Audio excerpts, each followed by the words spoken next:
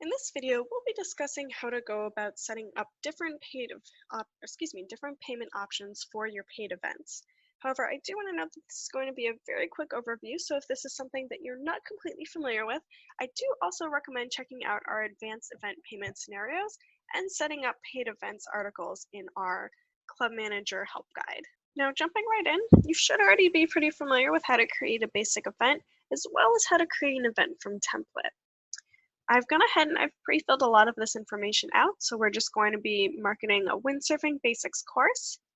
And then I'm going to jump right down, open for sign up, my description, everything like that. What I really want to pay attention to is our registration options, and more specifically, the registration mode. We have our different descriptions available here.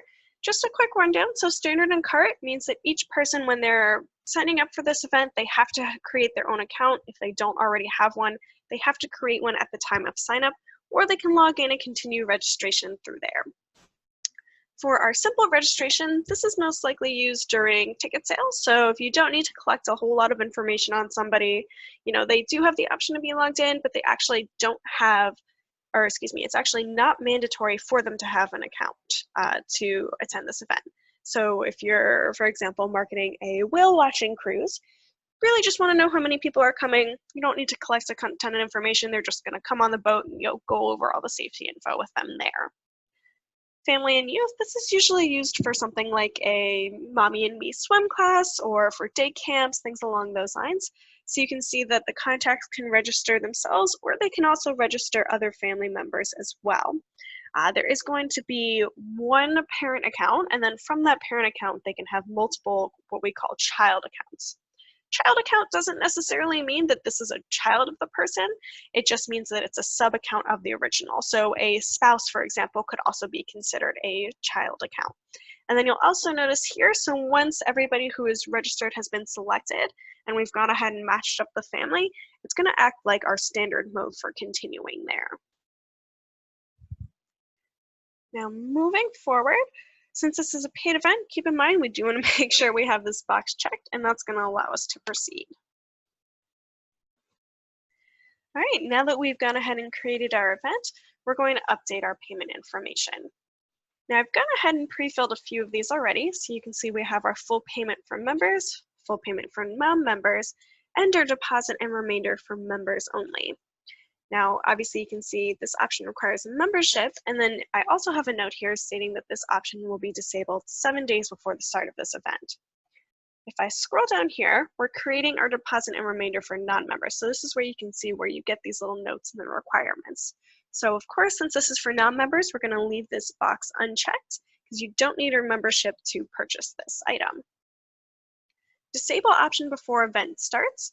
What this is asking is how many days before the start of your event do you want to make this payment option hidden from online sales? Typically, you don't need to do this for full payments. Again, it just depends on your organization and if you allow last minute signups, things along those lines. But really, I do recommend having at least a few days have it disabled for a deposit and remainder. The reason for this is if you are collecting a deposit and then the remainder is charged just a few days later, it might get a little bit confusing for some of your customers. And then additionally, if you have a deposit and then, if you aren't collecting that remaining payment until the start of the event, somebody signs up for the day of the event, they're going to take a look at their invoice and say, hey, why was I charged, $100 or $125 when I just signed up for this now? So moving on, we're going to go ahead and hit submit to create our new payment option. And when that creates, you can see, all right, it added those notes that I checked as a required field, but I don't actually have any payments available.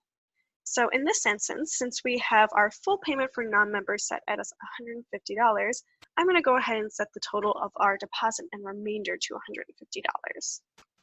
So we'll add new payment to this option. We're going to charge the deposit. Now for due date, this is the date that it's asking when this payment is due. If we leave this blank, that means that as soon as somebody is signing up, they're going to immediately be charged for this payment. If you prefer to have them be charged for this on the day that the event starts, you can do 0. Otherwise, you would just do the number of days before. So if you can sign up, but you don't have to pay until 10 days before the event, that's an option as well. For this instance, for deposit, we typically leave these blank, again, just making sure that they're paying that deposit right at the time of sign up.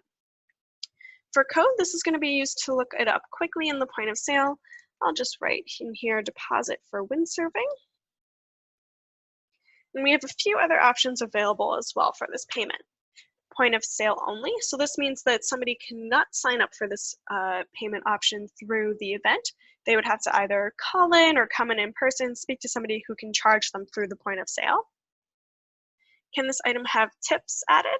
So, in this instance, we're using a windsurfing class. Potentially, if you want to have your instructors be tipped at the end, this is something that you can check. And send item sale notification. What this is going to do is it's going to alert the administration or whoever you have set up as your main admin email. It's going to send a notification to that email alerting them that somebody has gone ahead and purchased this item, aka our event. Now for accounts, this is going to be something that's, again, just predetermined by your organization, where they want those funds allocated. So do make sure that you're checking with your admin prior to adding these in. But keep in mind, this is our deposit. So we're going to go ahead and, let's see.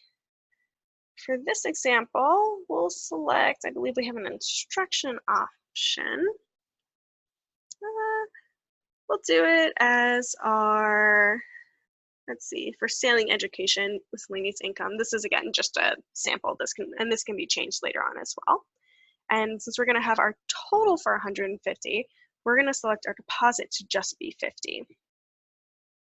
Now, in some cases, you may have additional accounts. So, if we're charging 50 for the deposit, it's possible $25 is going to that sailing education account and $25 is going to a separate account available. Again, just make sure you're double checking on this.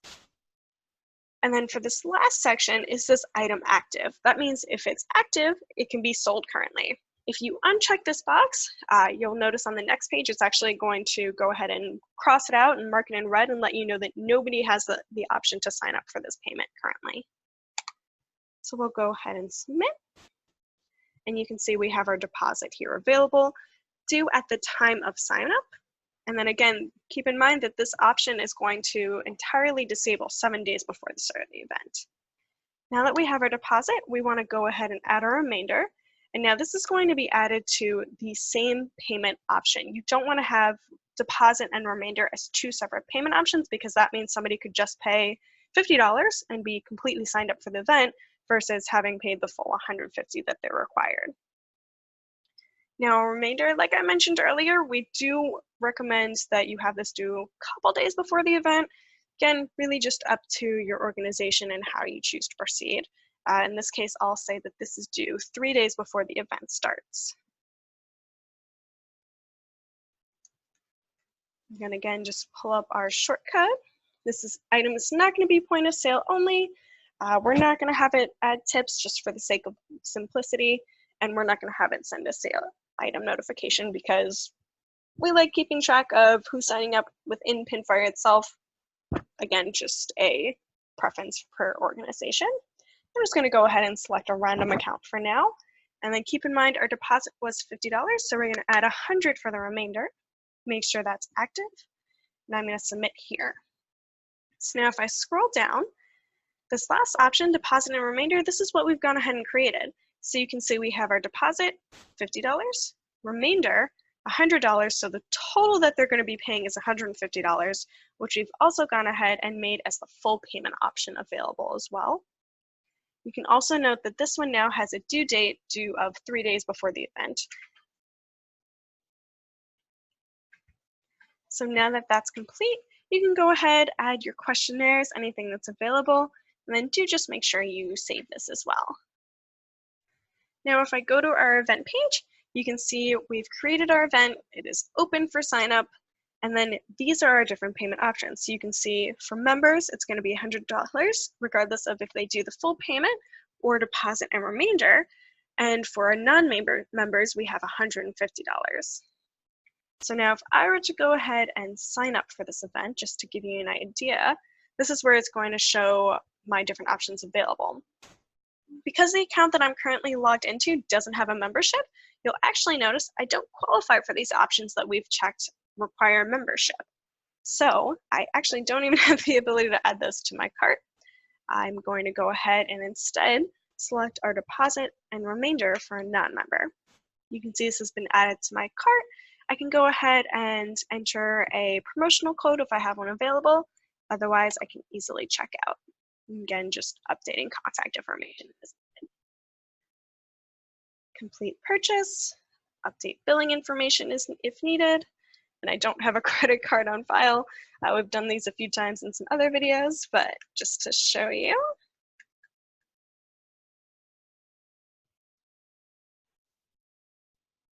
Confirm our card, and now we're paying that $50 that the deposit required, because keep in mind, we requested that deposit is paid at the time. So you can see I received my invoice just of $50. Now, since we selected our remaining payment to be due 3 days before the event, that's actually going to be charged automatically to the card that I have on file now. All right, that concludes it for creating a paid event with different payment options. Again, if you have any questions, please do refer to those 2 articles that I mentioned at the beginning of this video. Thanks so much.